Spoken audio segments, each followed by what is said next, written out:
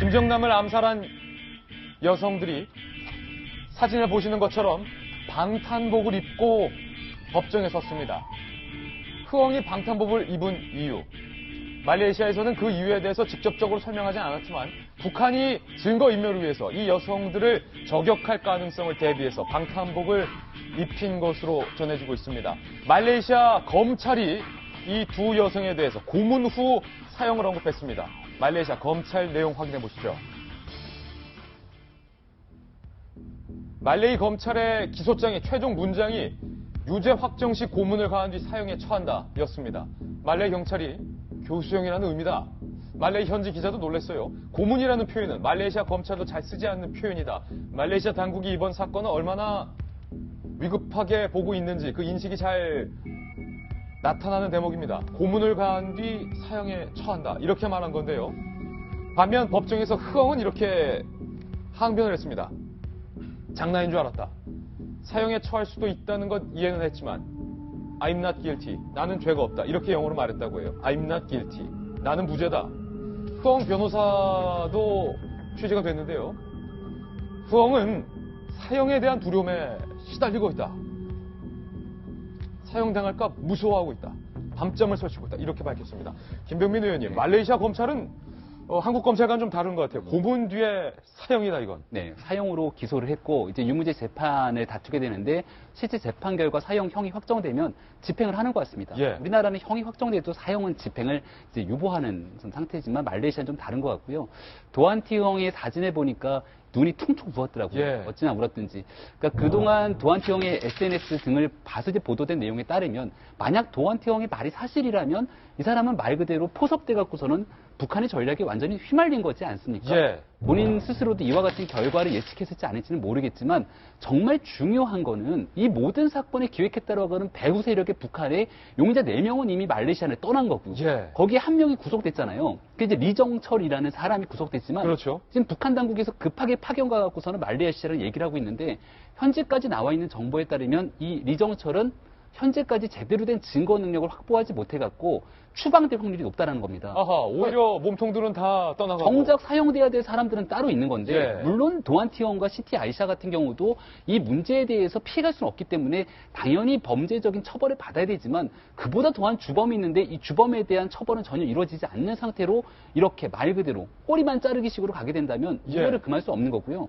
말레이시아 정부 입장에서도 이게 단순한 암살이 아니라 VX라는 화학물질 사용으로 이어졌기 때문에 이 VX라는 화학물질 사용은 김정남에게만 해당되는 게 아니라 공항에서 이 물질이 사용됐으면 자국민들에 대한 엄청난 위협까지 될 수 있는 상황이라 그렇죠. 간단히 넘길 수 없는 거거든요. 과연 결과가 어떻게 될지는 참 걱정되긴 합니다. 또 유엔이 금지하고 있는 독극물 VX인데 말레이시아 당국이 독극물 사용에 대해서는 굉장히 엄격하다고 해요. 네. 그렇기 때문에 몸통은 아니지만 비록 몸통은 다 도망갔지만 도안티 흐엉에 대해서도 유죄로 확정되면 그냥 가차없이 교수형에 처하겠다 이렇게 밝혔는데 정성희 위원님 이걸 단호하다고 표현해야 할까요? 아니면 아이러니라고 해야 할까요? 근데 여기를 입증하는데 말레이시아 검찰의 어떤 자존심이 달린 것 같습니다. 예. 왜냐하면 지금 어떤 도안티 흐엉이 우리가 그동안 페이스북이나 이런 데 나온 행적을 보면은 이 이제 젊은 사람이 아무 생각 없이 좀 살았던 사람 같아요.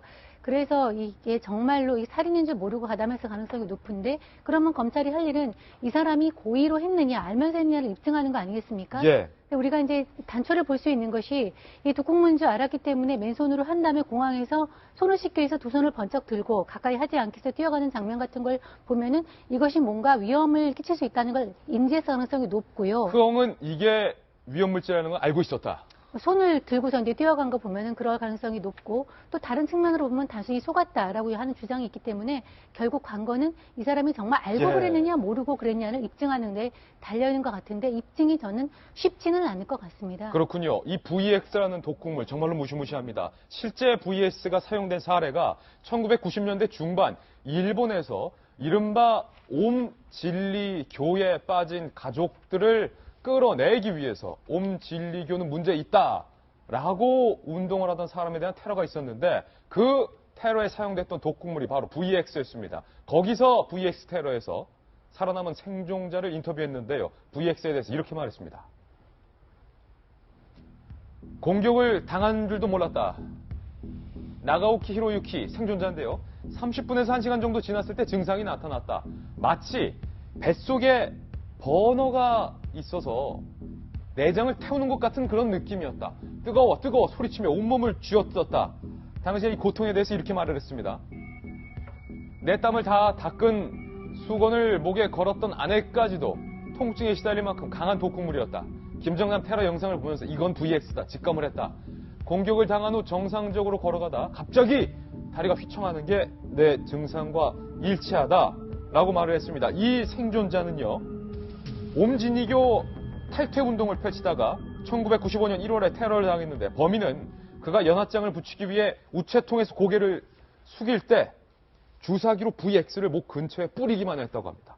이번 사건과 상당히 유사한데 그만큼 이 칼라 VX가 이게 정말로 잔인한 독극물이라는 거예요. 그렇죠. 저 사람 같은 경우는 어떻게 보면 생존한 게 굉장히 극적인 거죠. 다행히 그 목 주변에 옷이 있었기 때문에 옷에 묻고 그것이 기화하면서 그나마 조금 덜 영향을 미친 걸로 지금 진술을 하고 있고요. 저 사람 같은 경우는 저 일본인 같은 경우는 증상이 30분에서 1시간 안에 나타났다고 하지 않았습니까? 그런데 이번에 김정남 같은 경우는 20분 안에 사망한 걸로 지금 보도가 되고 있는데요. 그만큼 눈이나 입, 코 등을 통해서 직접적으로 이 VX가 들어갔기 때문에 그게 즉각적으로 바로 반응한 것이 아닌가 그런 생각이 듭니다. 그런데 어쨌든 저는 여전히 참 이상한 게 저 VX 테러를 직접적으로 가했던 흐엉 같은 경우는 약간 그 구토 증세가 있다고 하죠. 그 아이샤 같은 경우는 좀 멀쩡한 편인데 흐엉 같은 경우는 그 어떤 증상을 보이고 있다고 해서 그 사람은 지금까지 멀쩡하다면 그게 또 어떻게 가능한 것인가. 왜냐하면 직접적으로 손에 묻혔기 때문에 이것이 어떻게 가능한 것인가 좀 풀리지 않는 그런 부분이 분명히 있고요. 저는 아까 말씀하셨던 것처럼 말레이시아 법에 따르면 이게 고의인지 아닌지에 따라서 살인죄 유무가 결정이 되는 건데 교수형에 처하는지. 근데 이 고의인지 아닌지를 지금 정확하게 증명할 수 있는 그런 상황이 아닌 것 같아서 참 법원에서도 저거 판단하는 게 상당히 어렵지 않을까라는 생각이 듭니다. 예, 어쨌든 흐엉은 처벌을 면치 못할 것 같은데 이 소식을 접해들은 미국의 도널드 트럼프 대통령이 윤태용 실장님 VX 독극물을 썼어? 야, 김정은 미친 거 아니야? 이렇게 말했다면서요. 이게 트럼프가 맨 처음에 이제 대선 때는 이제 그런 식이 있었지 않습니까? 나는 대화할 수 있다. 오히려 이제 힐러리가 원래 북한에 대한 되게 매파였었기 때문에 그런 모습을 보이고 해서 이제 북한 쪽에서도 트럼프에 대해 가지고 조금 뭐 그런 게 있었죠. 별로 비판도 안 하고. 근데 이 트럼프 입장에서는 자기가 대통령이 되고 보니까 그리고 또 이제 여러 복잡한 당시 러시아하고 관계 같은 것도 있고 한데 지금 이제 북한 문제에 대한 게 트럼프 입장에서는 좀 부담 없이 입장을 내놓을 수 있는 그리고 민주당 공화당이 같이 뭐 이견이 있을 수 없는 그런 사안이긴 하죠. 여기에 대해서 미쳤다고 말하는 건 당연한 거예요. 네. 예. 근데 이제 이런 건 있을 것 같습니다.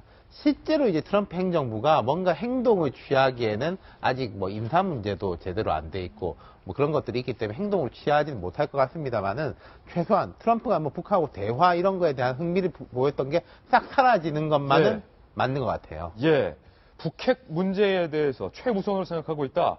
김정은이 정말로 미쳤다라고 트럼프가 생각한다는 건데 미국도 이번 사건의 배후에 뭐 북한과 김정남이 있다는 걸 의심하지 않는다는 건데 아직도 일부 국내에 있는 주요 인사들 사이에서 이거 정말 북한이 한 거 맞아? 김정남이 한 거 맞아? 일단 그 정부 발표 이후에는 그런 어떤 그 유력한 정치인들 사이에서는 북한이 한 것이 확실하다는 메시지가 이제 나오고 있습니다. 근데 저는 이제 트럼프에 대해서 좀 얘기를 하고 싶은데 우리가 보통 트럼프가 보고 미쳤다라고 얘기를 보통 많이 하지 않았습니까? 예.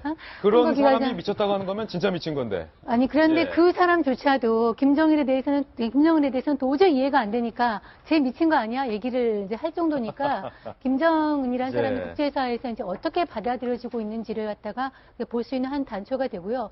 이제 미국도 굉장히 지금 골치 아프다는 겁니다. 김정은이 정말 정신적으로 미쳤는지 아니면 정말 미친 척 하는 건지에 대해서 전략적인 판단이 안 쓰기 때문에 추후 조치를 하기가 이제 어려움을 겪고 있다는 것인데 그것은 또 이제 트럼프 같은 것도 마찬가지로 전략적으로 이렇게 공격적이고 막말을 하는 건지 아니면 정말 누구 말말대로 한 서너 살 사이에 정도의 아이의 어떤 정신 연령에 머물러 있으면서 저런 정책을 내는지 헷갈리고 있는데 저는 트럼프가 본인이 그런 전략을 쓰면서 여기까지 왔으니까 정말 미친 건지 미친 것인 척 하는 것에 대한 그 판단은 본인이 좀 잘 할 거라고 생각이 듭니다. 김정은이 진짜 미쳤는지 미친 척을 하는지 여부는 김정은을 진단해봐야 알 수 있겠습니다만 저 VX 독극물을 꼭 말레이시아에서만 쓰리란 법은 없다는 것도 뭔가 섬뜩하게 하는 대목인 것 같습니다. 안보는 아무리 강조해도 지나치지 않습니다.